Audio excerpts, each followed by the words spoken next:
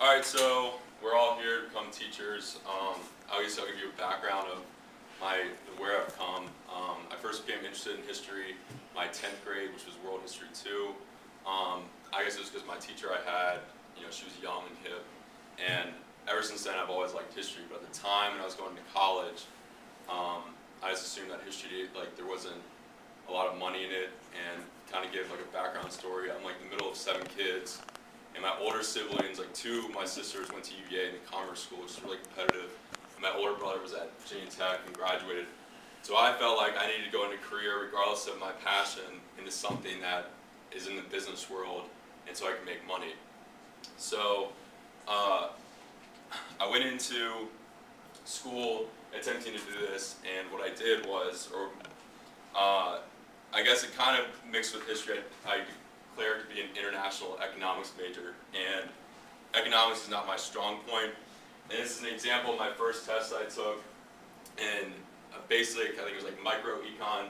Got a 77. I barely passed that class. I ended up final grade getting a C, and I had to take different maths, different other econs and stuff. So after the first semester, I realized either I'm going to fail out of school if I continue being an econ major. So this was kind of a good wake-up call to be like, you know what, I gotta stop putting aside my passion and declare a history major. So the second semester, I was just history. I just wanted to do history.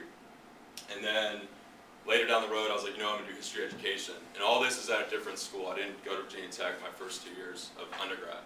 So I start off with econ, switch to history, and then I do social studies education at this school. So what I'm gonna do now, my presentation is gonna show my transformation and how I created lessons, what was good, what was bad, what was I thinking, and all that stuff. So hopefully you'll see a whole package and how I know how to meet standards and create lessons. So like I said, I eventually declared social studies education. So from another college, this is from spring 2006, this is the first lesson plan I've ever made. I was using a template that was given to me. I didn't really know what I was doing or what I was supposed to do. So I just followed that and just plugged in whatever they wanted. So I'm going to point out a few things. First off, the subject matter is language arts. I don't know why I had language arts. That wasn't my field I was studying, but that's what they made me do. I don't know. Other thing is, if you look, it's for 3rd grade, and it's SOL 3.9. So just start off the bat, this lesson plan is way out of my field. I don't know what I'm talking about, what I'm doing. I'm just, like I said, I'm just plugging in answers, what they want. So, things that I would change. So my general objective for this lesson is the students will communicate effectively in English through their writing. That's almost like a whole course, year-long course of how to write. So my lesson is very inclusive. So what I would have changed was, or maybe I made a guiding question, was what techniques and methods are used in writing an effective paper while communicating properly in English. So this would just be a lesson on guiding students on how to write. So maybe create a web, come up with a main idea, and go from there. So that's something that I would change now. My introduction, I just said I asked students if they've ever read a chapter book, and I feel like that question is kind of pointless because I think most students would have read something if they're in the 3rd grade. So my introduction or just do it doesn't really make a lot of sense either. So maybe what I would have done, and this would have went into the lesson, was I had students that got a sheet of paper and they just explain what they did and how they got up that morning. So, and these are 3rd graders, so I'm going to expect their writing to be, I woke up, had breakfast, got dressed, got on the bus, and went to school. So regardless, it's just like a brief write. They're able to use the writing skills that they do have, and then we'll just try to go from there. So that's another change I would make. And then for objectives, like I said, these objectives basically go through, you wouldn't be able to do it in 45 minutes. I basically have them come up with an idea, write, edit each other's work, and then I evaluate it. So these objectives are also unrealistic. So some of the objectives I might have was allow students to create their own pre-write, so give them a prompt, they'd make a web or brainstorm, try to formulate their main ideas or come up with a thesis before they start writing. And then also to recognize the parts of speech. So as they're writing, they'll be able to pick out what a noun, verb, adverb, those things. And I think these objectives are a lot more realistic within a specific lesson. And like we said, closure is very important with the lessons.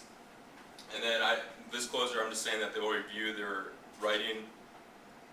But I think what would sum up the whole lesson is give students kind of a paragraph, since again they're third graders, to look at, to find different errors of speech, try to find the main idea. That way they take what we learned in the lesson and try to pinpoint another student's work or an example of what's wrong. So that way what we taught in the lesson is actually making sense and more inclusive.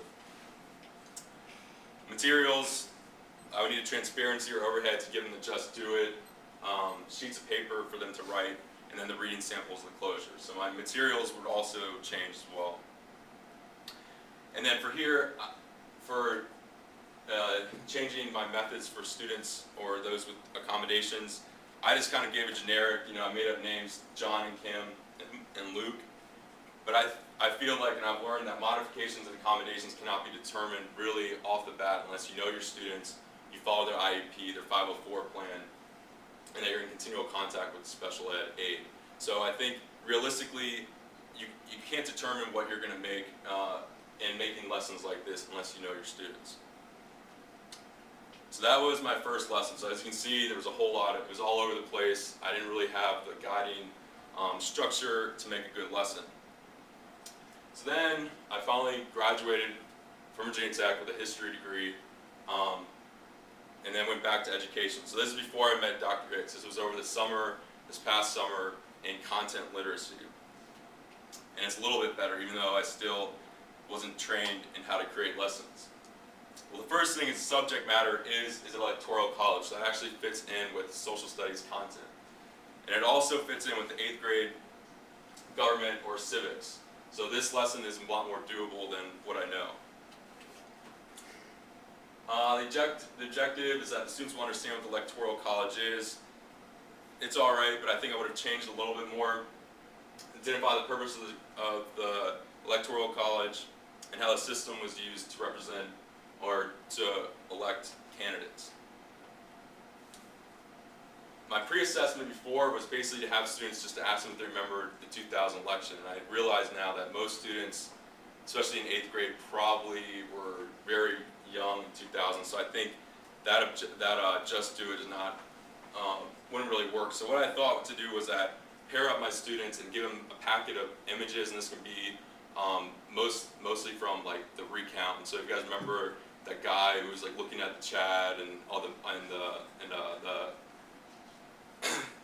magnifying thing, just to see what students can recall, what they think is going on, and that way I think you give them a basis of what we're going to talk about for that day. So I think this just do would be a lot more important. SOL, I kind of messed this up too. The first part is the correct SOL for the 8th grade, but then I also threw in the 12th grade SOL, so that doesn't make sense if I'm teaching 8th grade. So I just kind of started pulling together SOLs and standards that I thought might fit. So again, that's not correct, and so basically I've learned that not only do I need to include the correct SOL, but also try to meet the NCSS standard, and this standard would be 10 with civic ideas and practices. And again, knowing this essential knowledge and essential skills that they need to know within that SOL.